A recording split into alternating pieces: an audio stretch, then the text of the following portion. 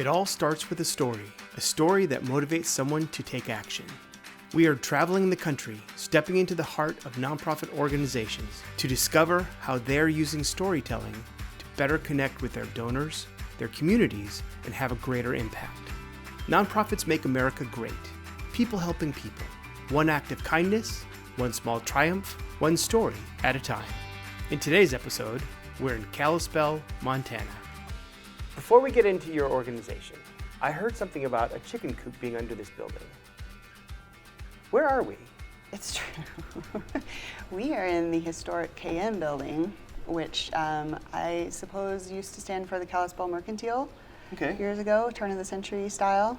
And it was a general store, essentially. And so right under us, right here, was a feeding bin and loading ramp, including a chicken coop. I couldn't exactly tell you why, but it made sense at the time.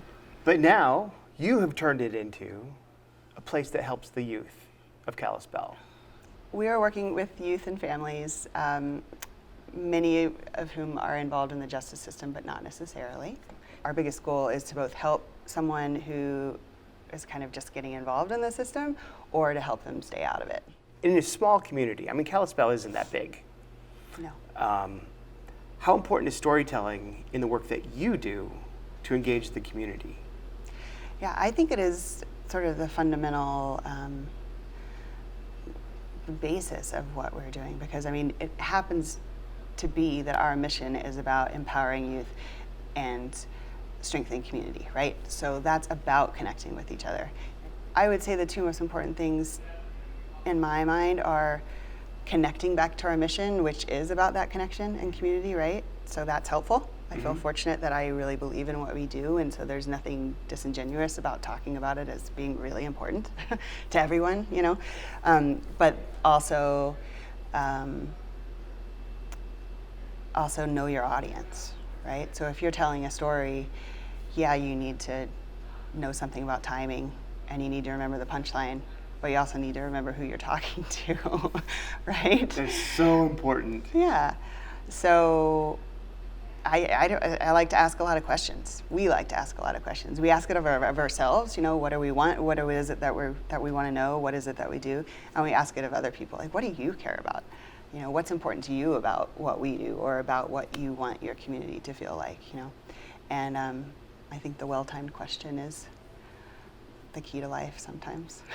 Absolutely. Well, if you know what they care about, then you can alter your story to fit what they care about. It's not disingenuous like what you're talking about. Right. It's just meeting them where they are. Right. I think of it a little bit, I don't think of my work as this, but maybe fundraising a little bit as if I were a restaurant owner, hopefully I would really believe, or I would really enjoy the food that I make, right? Mm-hmm. But some people are going to be coming for the food, some people are going to be coming for the music, some people are going to be coming for the atmosphere. You know, so what's a way of finding out, like, no, this really is what I want to do, but there are different things that are going to draw you in, you know. There's a piece of something that we do, or sort of a piece of the story that connects to anyone in my mind. I feel another thing that I've learned is that what both feels the most genuine, but also seems to be the most effective with fundraising or with storytelling, I suppose, as it relates to fundraising, is focusing on showing more than telling. So in the way that storytelling, you know, they say, show us when you're writing a novel, right? Show us, don't just describe it, you know? So everything that we're doing, our space, where our office is, right? Or an event that we hold or whatever, it's about, and this is how we do it. This is how youth come in and learn something and then give it back to you. This is how you come in and are welcomed and feel like you're a part of it, you know? And once you sort of smell what's coming from the kitchen, you're like, I don't know what that is, but it's working for me, you know? Right. And so I like to find ways that different aspects of our community can kind of do that, whether it's because we're hosting something that anyone can come to or we're going out to seek them out. And then you understand the invitation to be involved in it or support us on a greater level. Now, I know one of your sponsors has an ice cream store here in town. It's true. And I've heard that they whip up some pretty amazing and different types of ice cream. Very creative, like our community. Like lime and avocado, I believe, was one of them. You know, the standard lime The standards, and avocado. yeah. It's in every grocery store freezer section. Would you mind showing me a little bit of Kalispell, and maybe we can get a thing of ice cream at the end? Yeah, let's do it. Okay. So your event that you do, tell me about your event and the storytelling aspect of your event. What do you tap into? What do you hope to achieve? Well, one of the main ways that we work with the youth in our programs is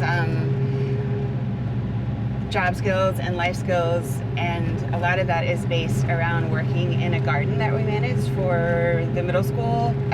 Well, it's at the middle school, but what it is a garden that feeds the whole district. And so we have taken over collaborating on running that garden. So it's a cool way to get kids involved in, you know, seed to harvest. And so we run workshops that we're doing, you know, in the context of the garden. And then we take the food from the garden and we do cooking workshops with them. So we have local chefs that come in and really teach them some skills and prepare delicious food. And then we have different opportunities where we invite others to join us for those meals.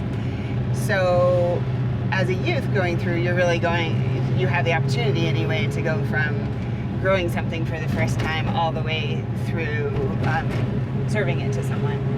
And so our main fundraiser of the year is a giant farm-to-table harvest dinner, and we've been doing that honestly since before everyone was saying farm-to-table harvest dinner. But it truly is. So we work with local growers and local chefs who work with our youth, and we provide a meal that's under a tent at a beautiful farm. And what feels so fun about it, other than the food is delicious, right? And you're in a beautiful location, but the youth who are there and are serving are really able to demonstrate the full circle of what our programs do. And so it just feels like it kind of comes back to the mission of, and here we are, and we're all in this together, and we can make mistakes, but we can also move on from them, and decide who we're gonna want to be the next day, you know. So it's an amazing time to sort of showcase the kids and all that they've accomplished, or you know, are working towards. So it's got to be great for them, because I would think it would give them a sense of value. Yeah, a sense of being a part of something, a sense of learning something they didn't know they could do, or maybe maybe turning around an image that was sort of shaken up, like, ugh, you know, I did this and now there's some consequences for it, and now what, you know? But people aren't viewing them that way. They're viewing them as a thank you for offering this to us, you know? Yeah, kind of like an amends, but past it. Even better than an amends. Yeah, the amends that keeps on giving, right? Yeah, I like that. Ice cream sounds pretty good. It does. Ice cream sounds wonderful. You know, just kind of like the VW bus, ice cream makes dang near everybody smile. That's right. Talk about things that draw people together, even if they're different. Yeah. Which road is it here? It is.